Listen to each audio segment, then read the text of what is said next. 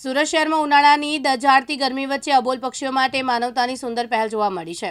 Adajan police station અને જિંદગી જીવદયા અભિયાન ટ્રસ્ટના સંયુક્ત ઉપક્રમે પક્ષીઓ માટે પાણીના કુંડા વિતરણનો કાર્યક્રમ યોજાયો હતો। ગરમીમાં દિવસોના પક્ષીઓને પાણી મળી રહે તે હેતુથી આ સેવાયજ્ઞ શરૂ કરવામાં આવ્યો। આ કાર્યક્રમ અંતર્ગત શહેરના વિવિધ વિસ્તારોમાં પક્ષીઓ માટે પાણીના કુંડા વિતરણ કરવામાં આવ્યા। આ સાથે નાગરિકોને પણ પોતાના ઘરની બહાર પક્ષીઓ માટે પાણીના વાસણ રાખવા અપીલ કરવામાં આવી છે। मान्य पोलीस कमिश्नर श्री गेहलोत साहेबनी सूचना थी અને એમના માર્ગદર્શનથી આજરોજ અડાજણ પોલીસ સ્ટેશન વિસ્તારમાં આવેલા પ્રાઇમ માર્કેટ ખાતે અબોલ પશુ પક્ષીઓ માટે કુંડા વિતરણનો કાર્યક્રમ રાખવામાં આવે છે, જેમાં 250 જેટલા કુંડાઓનું વિતરણ કરવામાં આવેલું છે।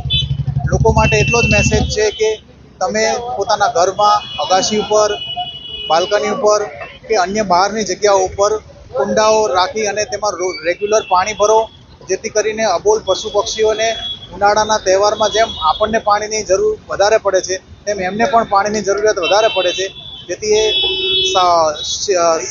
સરળતાથી પાણી પી શકે અને એક પુણ્યનું કાર્ય આપણે કરી શકીએ। મુકેશ ગુરાવ, દિવ્યાંગ ન્યૂઝ, સુરત।